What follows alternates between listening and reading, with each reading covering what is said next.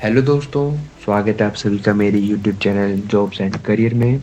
तो दोस्तों, एचपीसीएल यानी कि हिंदुस्तान पेट्रोलियम कॉरपोरेशन लिमिटेड द्वारा वैकेंसीज निकाली गई हैं। टोटल नंबर ऑफ वैकेंसीज कितनी है, वैकेंसीज को फिलअप करने की डेट्स क्या है, किस किस पोजीशन पर वैकेंसीज निकाली गई हैं, एलिजिबिलिटी क्राइटेरिया क्या है, क्या क्या क्वालिफिकेशन चाहिए, ये सब मैं आपको आगे वीडियो में बताऊंगा। तो दोस्तों, अगर आप मेरे YouTube चैनल पर नए हो तो मेरे चैनल को सब्सक्राइब कीजिए। अगर आपको वीडियो अच्छी लगती है तो वीडियो को लाइक कीजिए। तो चलिए वीडियो को स्टार्ट करते हैं।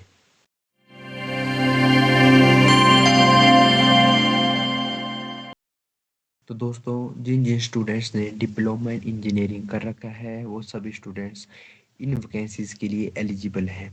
तो दोस्तों, ये एचपीसीएल के द्वारा एक ऑफिशियल नोटिफिकेशन निकाली गई है। तो इसमें सबसे पहले नंबर पे इंपॉर्टेंट डेट्स है। तो दोस्तों, इन वैकेंसीज के लिए जो ऑनलाइन एप्लीकेशन है वो 15 जनवरी 2025 से स्टार्ट हो चुकी हैं। और last date of online application, मतलब लास्ट डेट कब तक है जब तक आप ऑनलाइन एप्लीकेशन भर सकते हैं, तो वो है 14 फरवरी 2025। तो मतलब 14 फरवरी 2025 तक आप इसकी ऑनलाइन एप्लीकेशन कर सकते हैं। तो सेकंड नंबर पर है position eligibility criteria and vacancies snapshot. तो सबसे पहले देखते हैं किन किन पोजीशंस पर ये वैकेंसी निकली गई है। तो सबसे पहले है junior executive mechanical, second number पर है जूनियर एग्जीक्यूटिव इलेक्ट्रिकल, और थर्ड नंबर पर है जूनियर एग्जीक्यूटिव इंस्ट्रूमेंटेशन, और फोर्थ नंबर पर है जूनियर एग्जीक्यूटिव केमिकल। तो गाइस, इन सभी पोजीशंस पर ये वैकेंसी निकली गई है। तो पे स्केल, इसके आगे हम देखते हैं पे स्केल। तो जूनियर एग्जीक्यूटिव मैकेनिकल के लिए पे स्केल है 30,000 टू 1,20,000। तो दोस्तों, ये काफ़ी अच्छा पे स्केल है। और सेकंड नंबर पर है जूनियर एग्जीक्यूटिव इलेक्ट्रिकल के लिए, इसके लिए पे स्केल है 30,000 टू 1,20,000। और थर्ड नंबर पर है जूनियर एग्जीक्यूटिव इंस्ट्रूमेंटेशन, तो इसके लिए भी 30,000 से लेकर 1,20,000 तक पे स्केल है। और फोर्थ नंबर पर है जूनियर एग्जीक्यूटिव केमिकल, तो इसके लिए भी जो पे स्केल है वो 30,000 से लेकर 1,20,000 तक है। तो दोस्तों, इन सभी की पे स्केल मतलब बराबर ही है। तो आइए आगे देखते हैं वैकेंसीज की किसके लिए कितनी वैकेंसीज निकाली गई हैं। तो जूनियर एग्जीक्यूटिव मैकेनिकल के लिए 130 वैकेंसीज निकाली गई हैं। जूनियर एग्जीक्यूटिव इलेक्ट्रिकल के लिए 65 वैकेंसीज निकाली गई है। और जूनियर एग्जीक्यूटिव इंस्ट्रूमेंटेशन के लिए 37, तो दोस्तों 37 वैकेंसीज निकाली गई है। और जूनियर एग्जीक्यूटिव केमिकल के लिए सिर्फ 2 ही वैकेंसीज हैं। तो देखते हैं मैक्सिमम एज, मतलब एज का क्राइटेरिया कितना है। सभी के लिए दोस्तों 25 ही एज क्राइटेरिया है। तो इसके आगे देखते हैं एसेंशियल क्वालिफिकेशंस। तो जूनियर एग्जीक्यूटिव मैकेनिकल के लिए जो क्वालिफिकेशन है वो है 3 years full time regular diploma in mechanical engineering. और जूनियर एग्जीक्यूटिव इलेक्ट्रिकल के लिए क्वालिफिकेशन है 3 years full time regular diploma in electrical engineering. और जूनियर एग्जीक्यूटिव इंस्ट्रूमेंटेशन के लिए जो क्वालिफिकेशन है वो है 3 years full time regular diploma in instrumentation engineering. और जूनियर एग्जीक्यूटिव केमिकल के लिए जो क्वालिफिकेशन है वो है 3 years of full time regular diploma in chemical engineering.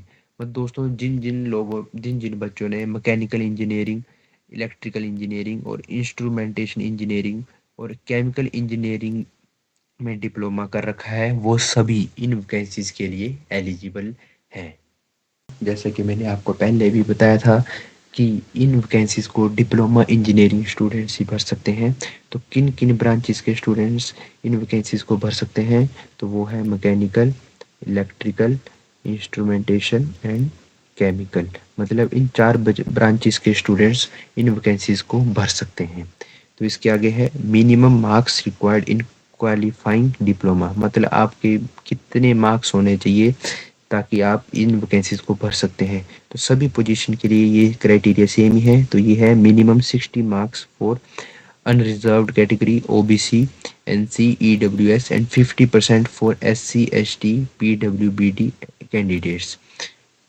तो दोस्तों, थर्ड नंबर पर है short listing and selection process.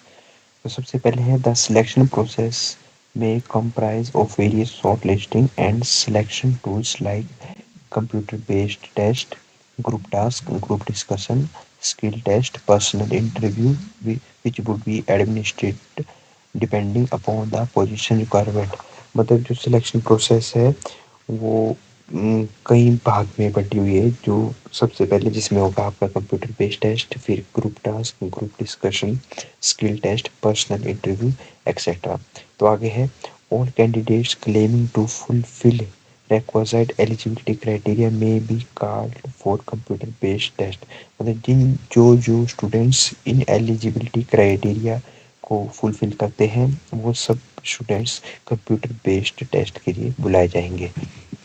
तो दोस्तों आगे है computer based test will consist of objective questions and will comprise of two parts. मतलब जो आपका कंप्यूटर बेस्ड टेस्ट होगा उसमें ऑब्जेक्टिव क्वेश्चंस होंगे और आपका जो कंप्यूटर बेस्ड टेस्ट होगा वो दो पार्ट्स में होगा। जो आपका फर्स्ट पार्ट है उसमें होगा जनरल एप्टीट्यूड और सेकंड पार्ट में होगा टेक्निकल एंड प्रोफेशनल नॉलेज। मतलब जनरल एप्टीट्यूड में आपकी आएगी English language, quantitative aptitude test, intellectual potential test, logical reasoning and data interpretation.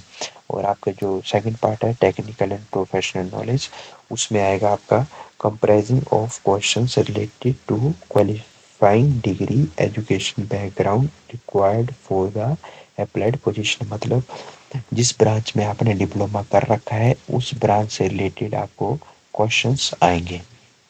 तो आगे है candidates qualifying in the computer based test में be called for group task, group discussion, skill test and personal interview in order of merit and predetermined ratio. मतलब जो students computer based test को clear कर लेंगे उन्हें group task, group discussion, skill test and personal interview के लिए बुलाया जाएगा मेरिट के हिसाब से।